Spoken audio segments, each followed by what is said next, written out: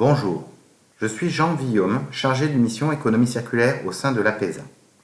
L'APESA est un centre technologique au service de la transition écologique et participe, aux côtés de 9 partenaires, au projet ORI. Le projet ORI a pour objectif d'apporter des solutions innovantes pour faire évoluer les acteurs de la chaîne de valeur agroalimentaire vers l'économie circulaire. Pour favoriser cette transition, nous allons chercher à optimiser les ressources de ces acteurs sur chacun des 5 territoires du projet. Les partenaires d'ORI ont développé une méthode d'animation pour identifier les opportunités d'échange de ressources entre acteurs d'un même territoire, appelée synergie de substitution. Les déchets des uns deviennent des matières premières secondaires pour les autres, ou de mutualisation de ressources entre plusieurs acteurs du même territoire, appelée synergie de mutualisation. Cette méthodologie prend en compte les spécificités d'ORI. Ce projet ne cible que les acteurs du secteur d'activité de la chaîne de valeur agroalimentaire, production agricole, élevage, transformation, distribution, mais aussi transport et emballage, ce qui pourrait être limitant en termes d'échange de ressources et donc de synergie de substitution. Au travers d'ORI, on ne cherche pas à identifier uniquement les synergies dont la mise en œuvre peut être rapide et simple, les quick wins, mais aussi les problématiques communes à plusieurs acteurs de ce secteur qui nécessiteraient soit la mise en place de solutions technologiques innovantes, soit de nouveaux modèles d'affaires. Le projet ORI porte sur 5 territoires avec des spécificités et des problématiques différentes qu'il est important de prendre en compte pour mieux cibler les ressources à forte valeur ajoutée. Qu'est-ce que sont les ressources à forte valeur ajoutée? C'est des ressources qui vont répondre au triptyque intérêt économique important, intérêt environnemental important et quantité importante. On s'est rendu compte en effet que le principal élément déclencheur pour le propriétaire d'une ressource à engager une synergie avec un autre acteur reste le potentiel gain financier. Notre volonté dans le cadre d'ORI est donc de cibler les ressources qui ont un intérêt économique important, mais aussi un intérêt environnemental important, et qui vont concerner des quantités de ressources suffisantes pour déclencher le passage à l'acte, notamment du propriétaire de la ressource. Sur le schéma, elle se trouve donc en haut, à droite. Clairement, cette méthodologie va concerner tous les types de ressources, que ce soit les matières premières, bois, plastique, l'expertise, les infrastructures, la logistique ou les flux, eau et énergie. Cette méthodologie est basée sur 2 événements qui sont distincts, mais indissociables. Il y a d'abord l'atelier de synergie et les rencontres B2B.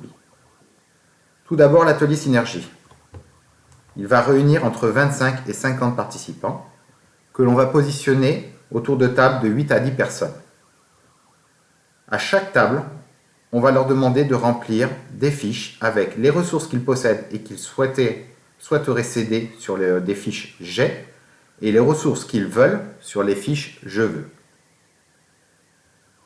On va favoriser dans un premier temps les échanges entre acteurs d'une même table sur ces ressources. Un j'ai va pouvoir rencontrer un je veux pour créer une synergie potentielle. Puis, dans un second temps, on va faire tourner ces fiches sur les autres tables, ce qui va permettre sur un événement d'une durée de 2h30 que l'ensemble des ressources générées sur toutes les tables soit vu par l'ensemble des participants. Le deuxième événement distinct mais indissociable de cette méthodologie, c'est les rencontres B2B. Environ une semaine après l'atelier synergie, on va organiser des rencontres B2B au cours desquelles l'acteur qui a la ressource va rencontrer l'acteur qui veut la ressource pour voir si concrètement on peut aller jusqu'à la mise en œuvre de la synergie détectée. Les partenaires vont pouvoir discuter entre eux, évaluer la faisabilité de cette synergie et faire remonter les freins techniques, juridiques ou économiques à la mise en œuvre de cette synergie.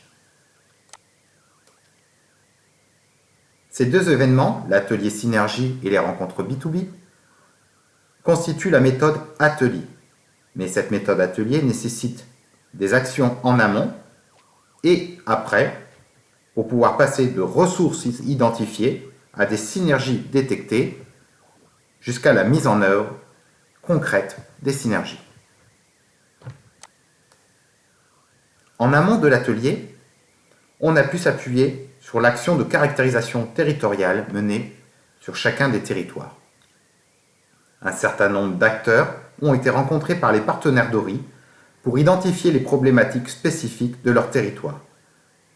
Ce qui nous a permis, au travers de différents entretiens, d'avoir une idée concrète des problématiques du territoire sur la chaîne de valeur agroalimentaire. Ensuite, comme je vous l'ai évoqué précédemment, on va chercher à cibler les ressources à forte valeur ajoutée pour les acteurs. Qu'est-ce qui leur coûte le plus? Quelles ressources leur posent problème en termes de matières premières, de RH ou de logistique? Quels sont leurs principaux flux sortants de biodéchets et ou de matières organiques, plastiques?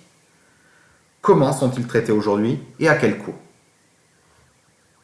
Et enfin, pour qu'il y ait une rencontre entre les ressources j'ai et les ressources je veux, il va falloir qu'il y ait une adéquation et un équilibre entre les gens qui proposent des ressources et les gens qui vont fournir des solutions. C'est pour cela qu'on va être clairement obligé, comme nous sommes sur une seule chaîne de valeur, de cibler les gens qui vont apporter des solutions, ce qu'on appelle les apporteurs de solutions.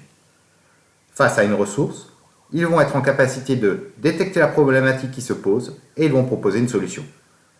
Par exemple, pour des ressources matières, ça peut être de la séparation ou du tri, du séchage, de la stabilisation.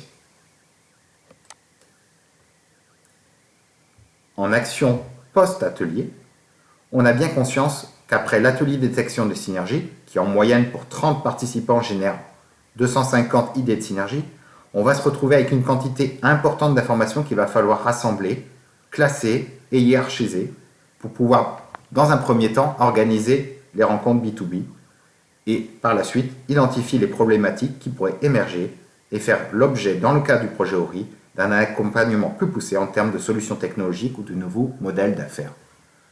Sur cette diapo, vous voyez le rapport qui est envoyé à chaque participant de l'atelier avec les ressources sur lesquelles il s'est positionné et les fiches qu'il a produites.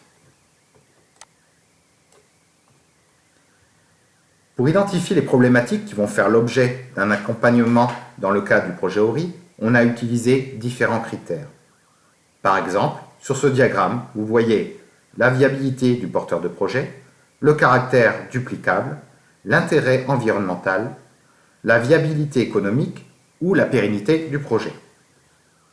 En fonction de ces différents critères et du diagramme en toile d'araignée de chacun de ces projets, on a pu déterminer les projets qui étaient, à nos yeux, le plus intéressant de suivre dans le cadre du programme ORI.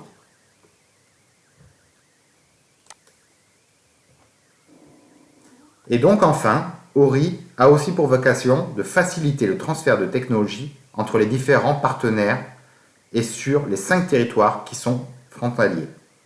Donc, on a organisé 2 ateliers transfrontaliers.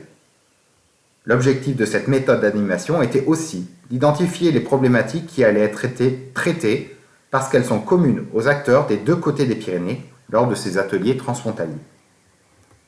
Sur ce tableau, vous voyez apparaître les sujets retenus pour le premier atelier transfrontalier qui s'est tenu à Bayonne, notamment la valorisation matière des biodéchets, la valorisation des sous-produits en énergie, la réduction et le traitement des effluents aqueux ou la substitution-réduction des plastiques.